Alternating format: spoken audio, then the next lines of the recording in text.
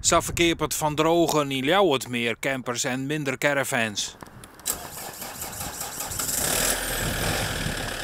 En dan benamen grote luxe campers. Ja, dat is toch de 50, 60-plusser die het vrijhieten wil en luxe kamperen wil.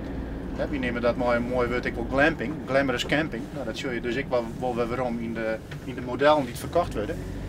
Want er is in principe geen nee te keer, maar vaak wordt ik alles er al opzetten. Er wordt flink in geïnvesteerd.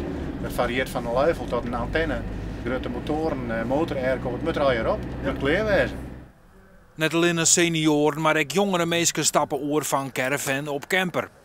Het is zo dat wij nou 3 jaar een caravan hebben, een seizoensplek op Appelschei.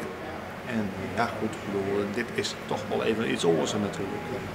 Je zit wel in dat van die documentaires op televisie. Ik zeg, ja, dat is toch wel mooi inderdaad. Je bent best vol mobieler inderdaad. Je stapt in en pakt de volgende. Trekt een luifel hier op hem.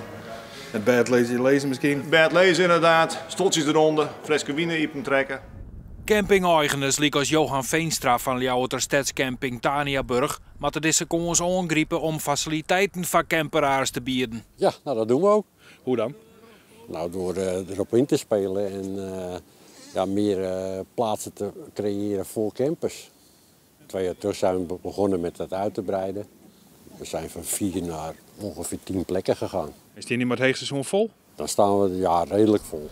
Van Drogen denkt dat het trend nog wel even onhoudt. Ik denk nog steeds dat er markt is, omdat ik zorg dat de demografische ontwikkeling zodanig is dat we steeds meer mooie, vitale en zoene 50, 60-plussers komen te zitten. Die ik nog wel yield uit aan willen om luxe kamperen. Nederland bloot het grootste caravanland van Europa. En het tal campers loopt op goed 85.000. In Friesland rijden haast 5400 campers om.